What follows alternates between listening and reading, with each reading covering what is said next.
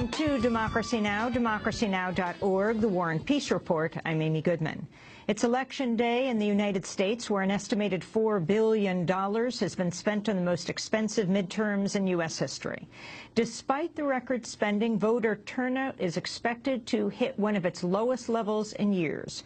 Control of the U.S. Senate has boiled down to about 10 key races, some of which could result in runoffs. Current projections give Republicans about a 70% chance of netting the 6 seats they would need to retake the Senate from Democrats. 36 states are choosing governors today, and voters across the country are deciding on 147 ballot measures, which include measures to decriminalize marijuana, restrict abortion, raise the minimum wage, and require labeling of GMO foods. We'll spend the rest of the hour on the midterm elections after headlines. We'll also broadcast live this evening from 7 p.m. to midnight Eastern Time with coverage and analysis of the midterm election results.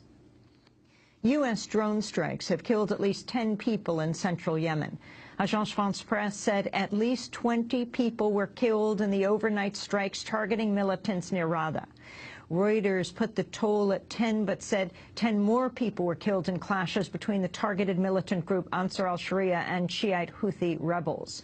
The rebels have taken over the Yemeni capital Sana'a and advanced into majority Sunni areas. While recent attention has focused on the U.S. wars in Iraq and Syria, the United States has continued its covert bombardment of supposed militants in Yemen and Pakistan.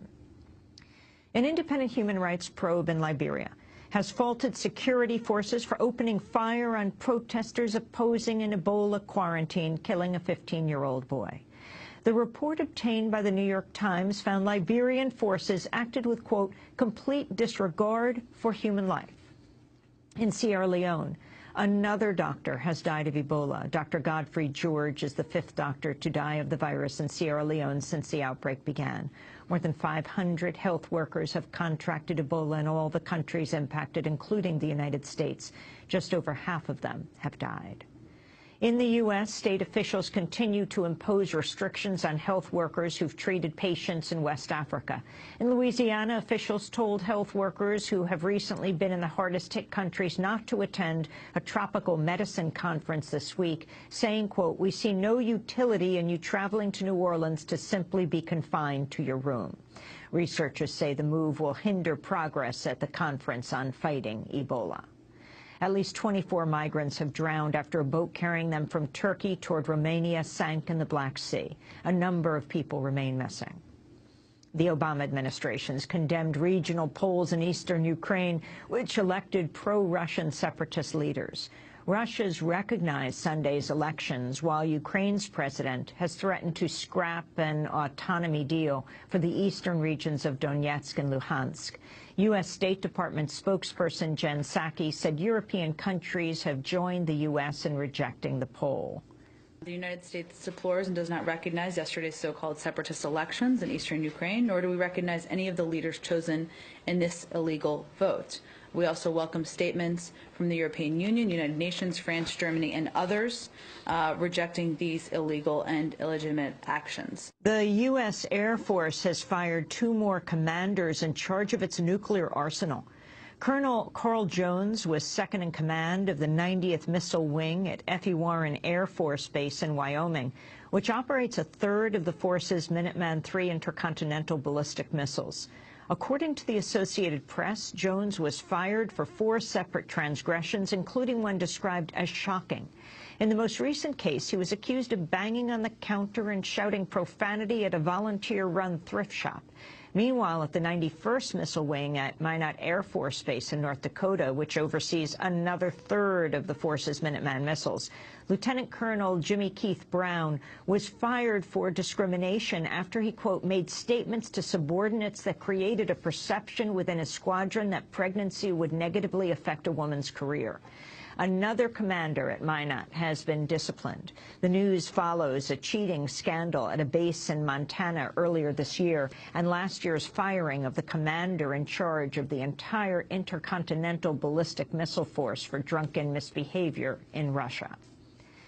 The Supreme Court heard arguments on a 2002 law that would let Americans born in Jerusalem list the birthplace on their U.S. passports as Israel. The Obama administration opposes the law, saying it would threaten its decision not to take a stance on Jerusalem's status. Passports of U.S. citizens born in Jerusalem currently list only the city, not a country. But the parents of a 12-year-old boy born in Jerusalem want the Supreme Court to change that.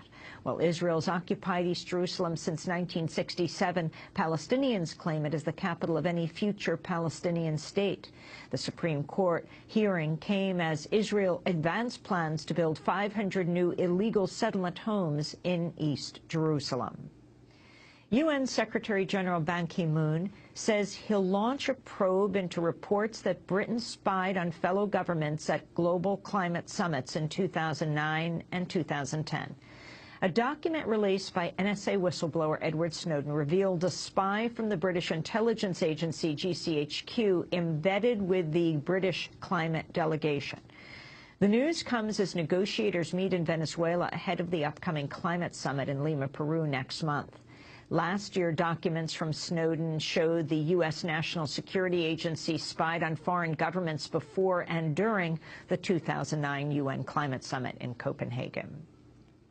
The Supreme Court has allowed protections on reproductive rights to stand in 2 states by rejecting anti-choice appeals. In one case, the court left in place a lower court ruling upholding a Colorado law that bars people from blocking entry to abortion clinics.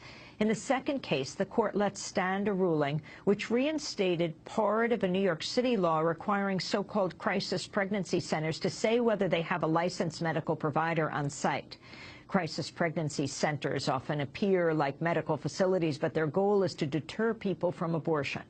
A congressional study in 2006 found 87% provided false or misleading medical information. In Oklahoma, laws restricting abortion have gone into effect, reportedly leaving just 1 clinic providing abortions in the entire state. The laws mirror restrictions passed in Texas. One requires providers to obtain admitting privileges at a nearby hospital, which has proven impossible for some. The other restricts the pill form of abortion, imposing an outdated protocol and banning it after 49 days of pregnancy. The Center for Reproductive Rights is seeking an emergency injunction from the Supreme Court. Prosecutors in Utah have ruled 2 Saratoga Springs police officers were justified when they shot dead an African-American man carrying a sword as part of a Japanese anime costume. County Attorney Jeff Booman said 22-year-old Darian Hunt swung his sword at officers who opened fire. Hunt then ran away, and the officers chased him, ultimately shooting him 6 times. Booman said police feared for their lives and for public safety, but Hunt's family has vowed to file a civil rights lawsuit. They say the sword was a replica with a dulled edge which was purchased at a novelty shop. 2 police officers in Austin, Texas, have been caught on their own dashboard camera joking about rape. In footage posted to YouTube last week, one of the officers says, quote, "Look at that girl over there." The second officer then blows a whistle and says, "Go ahead and call the cops. They can't unrape you." Listen carefully. I want to report a robbery. You probably deserved it.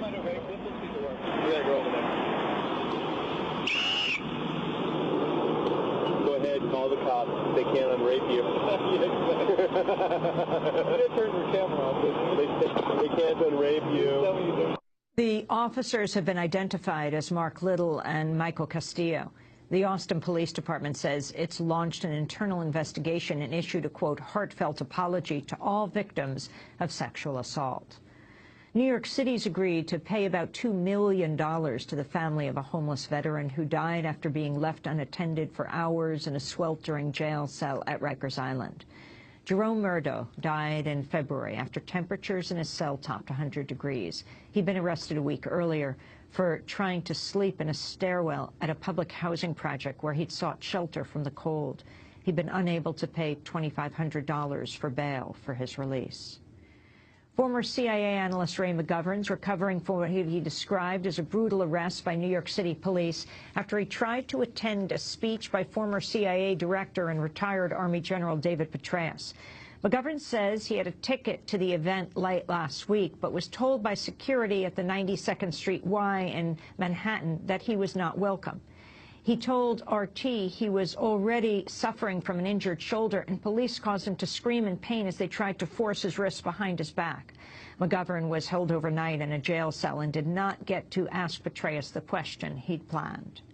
You advertise a Q&A as the 92nd Street Y did, then you risk having somebody ask real questions, and that's what I intended to do. Not to get into a debate with him, but just to ask, now, in essence, David Petraeus, have you no shame? Have you no shame in advertising your successes when Iraq is a disaster area and Afghanistan is soon to be the same? Ray McGovern is a former CIA analyst who was a daily briefer for former President George H.W. Bush. In upstate New York, 15 people were arrested as they blocked the gates of a gas facility to protest plans to create a gas storage hub in Finger Lakes region. Under the banner of We Are Seneca Lake, area residents are seeking to block plans by the Texas-based company Crestwood Midstream to expand storage of natural gas in underground salt caverns. They say the plan threatens both the climate and Seneca Lake, which provides drinking water to 100,000 people. And Tom Magliazzi, co-host of the NPR show Car Talk and one of public radio's most familiar and beloved voices, has died after a battle with Alzheimer's disease. He was 77. Tom and his brother Ray were known as Click and Clack the Tappet Brothers on the weekly show they co-hosted for 35 years. They stopped making new episodes in 2012. While Car Talk was ostensibly about car advice, Tom Magliazzi was perhaps better known for his laugh. Two people who don't know what they're talking about know more or less than one person who doesn't know what he's talking about. Wow. Let me think about this for a minute. What's your opinion? Tom Magliazzi died on Monday in his home state of Massachusetts. And those are some of the headlines. This is Democracy Now!, democracynow.org, The War and Peace Report. I'm Amy Goodman. And I'm Aaron Mate. Welcome to our listeners and viewers around the country and around the world.